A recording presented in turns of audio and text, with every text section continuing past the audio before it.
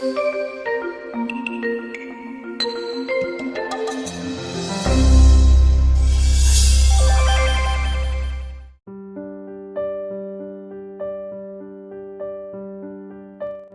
my name's Lisa Zoll, and I am the owner and founder of Grief Relief LLC. I'm also a licensed clinical social worker.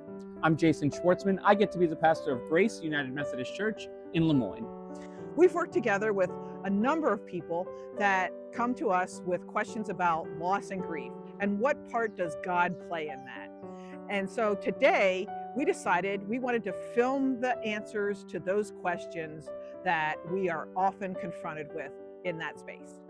Grief is one of the most universal experiences that everyone has. And so, of course, that brings up a ton of questions about the world that surrounds us, about God, and where we all fit in.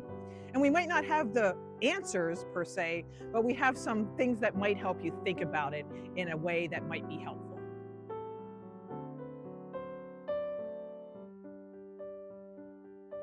There's a lot of times when we talk about grief and we talk about God. And when something terrible happens, something really tragic happens, there are times when people either grow closer to God and their faith or pull away from God and their faith, maybe because they're just really angry about what happened. Yeah, and I think that that's perfectly natural. I think it's perfectly natural to have anger about a situation and let this be permission to direct that anger at God. God can handle our anger. God knows what it's like to be angry. And so sometimes the only logical response when things are happening to us, the only logical response is to scream and to cry and to shout at the heavens. And God can handle that. It's perfectly fine to be angry with God. Sometimes people are actually angry at the person that died for whatever reason. And it feels very unnatural and uncomfortable to be angry at somebody that's died.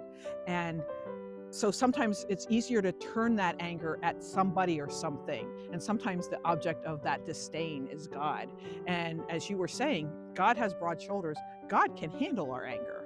Look, the bottom line is we don't need to protect God. God's name has been through a lot. We don't need to protect God. Rather, I think that God can protect us.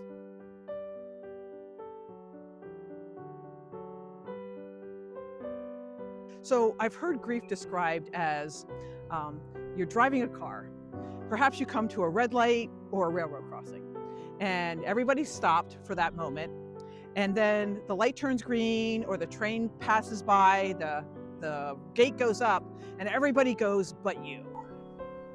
Because it's all about who's driving sometimes. You know, one of the things that I'll say often is that fear has been a good friend to us. Fear has taught us not to play in traffic. Fear has taught us not to touch a hot stove.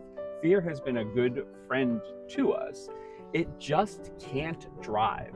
And I feel like grief is a similar thing. We want grief in the car. That means that the person that we love meant something to us. We want grief in the car. Grief just can't drive. And sometimes I think we want somebody to join us in that car. Like that car can be awfully lonely sometimes. So maybe we want somebody from our support system to join us in that car, a friend. Sometimes we want God to join us in that car, or we want to feel God's presence with us in that car.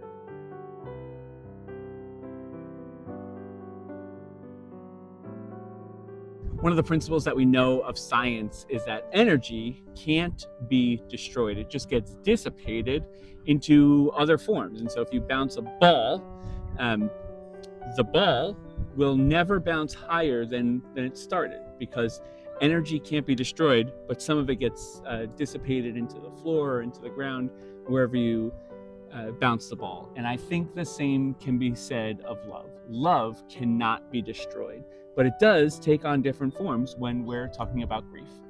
It certainly does. The person that we loved is no longer physically here, but we still have a very emotional connection to them. And we just have to figure out in some ways how to keep that connection flowing, like the river behind us. You know, this river's been flowing for years and years and years, and it'll hopefully flow for many more years. And I think that love is very much like that.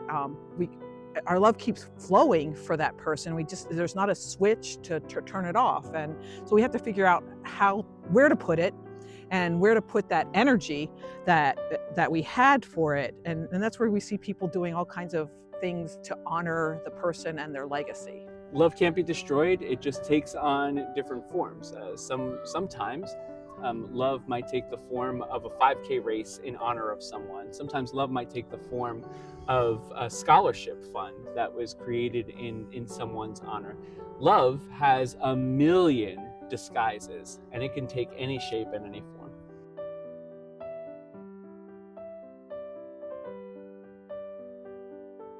So I often hear people comparing their grief to somebody else's. They'll have some sort of significant loss, and they'll say, but it's not as bad as somebody else's loss. And you hear that a lot, but grief is a very, very individual journey. And grief is gonna grief, just like nature's gonna nature. Grief is gonna grief. And we understand that concept in just about every other aspect of our lives. I was thinking recently, if you take your child to an amusement park and you put them on a carousel, the carousel goes around and around, and you only care when it's your kid that comes around on the carousel. You probably couldn't even tell anybody how many other kids there are. You only care about your kid. And so this is permission to do that. This is permission for your grief to be your grief.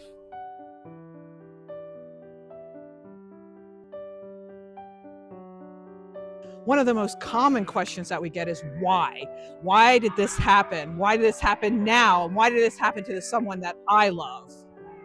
And in my somewhat flawed thinking, perhaps, I've told people that we could invite Jesus into this room, into our therapy room, and we could have him explain why. And I guarantee you there would be no answer that would be satisfactory or good enough for anybody. They would still want to know, okay, but why? Yeah, and there wouldn't be. You're exactly right. There wouldn't be a reason that is good enough. Sometimes in baseball, an umpire will make a call and it's the wrong call. And you know what? There's nothing you could do about it. The only thing you can do about it is learn how to weave that call into your goals for the rest of the game. That's the only thing you can do, is learn how to live with it. And that means, when we talk about living forward, that means you got to go to the next inning and kind of put that call behind you and figure out how you're going to navigate the next inning, and the one after that, and the one after that. The call becomes a part of the story. The call becomes a part of your life. Your loss becomes part of your story, and you weave it into your life.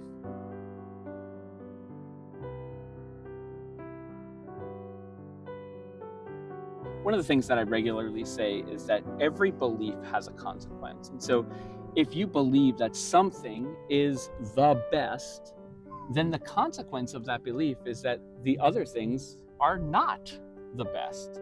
Every single belief has a consequence. And I think that one of the expectations that we have of God is that we have always kind of been taught, we've always thought, people have always told us, God is all powerful.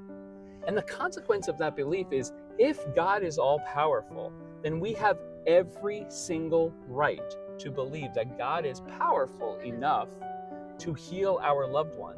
And so, why doesn't it happen? Rabbi Harold Kushner wrote a whole book called When Bad Things Happen to Good People, examining that question. And his conclusion was that he himself had to choose between an all-powerful God and an all-loving God.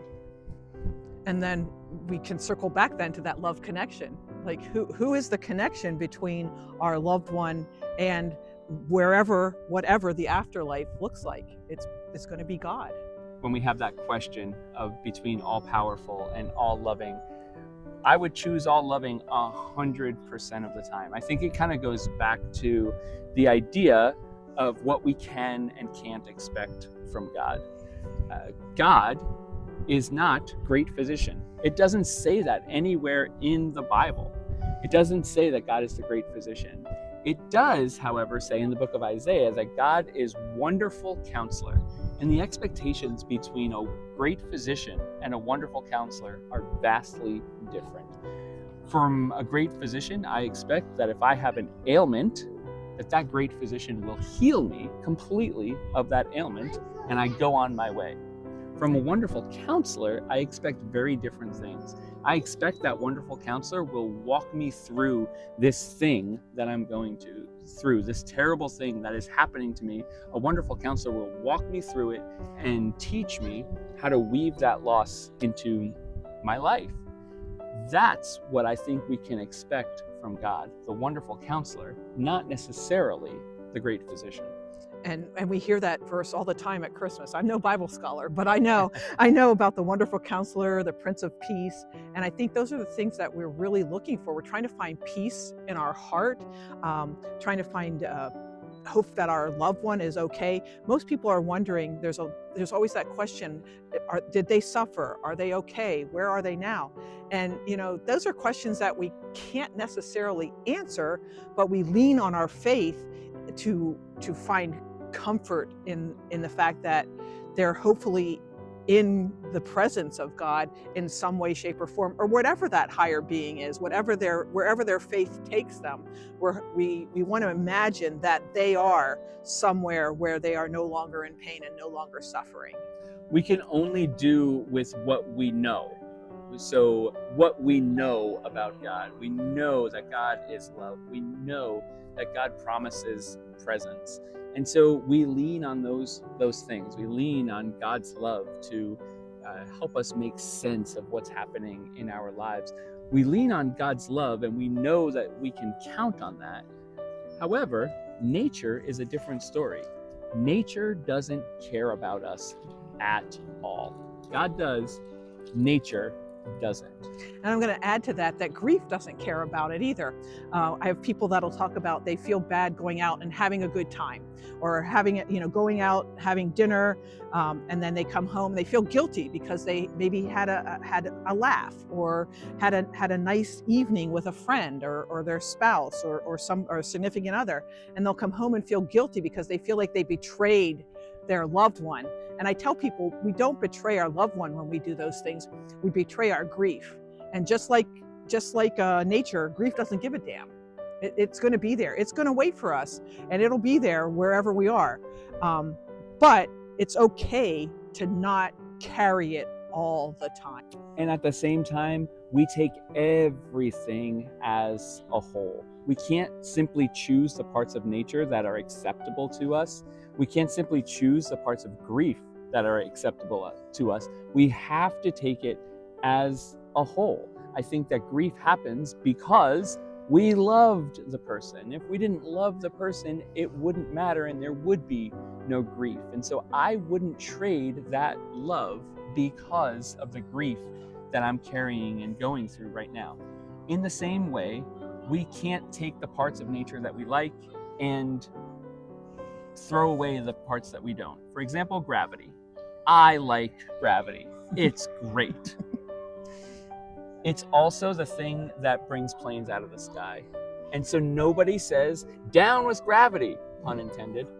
Nobody says that. Nobody says, oh, gravity is bad because it brought that plane out of the sky. Because we take gravity as a whole. Fire, the same thing. I don't like uncooked food. That carries disease. Fire is also the thing that burns down forests and burns down houses. But nobody says fire is bad because of those things. We take fire as a whole. We learn to control it. We learn to manipulate it. We learn to bend it towards our will. We can do the same thing with our grief. Yeah, I think you're right. We learn to manage things. We learn to manage how long are we going to cook something? If you cook it too long, it's going to burn. If you don't cook it long enough, it's not going to be good for you. It's not going to be safe. So we try to balance that. We try to manage our grief. If we're in it too long, people start to get frustrated with us. We sometimes get frustrated with ourselves if we feel like we're in it too long. But I also think that grief has its own time frame. And when we look at it, we can't look at our watch and say, oh, it's been 3 months. I should be over this by now. That's a fallacy. Grief means love. And if we're willing to love, then we have to be willing to grieve, because love can never be destroyed.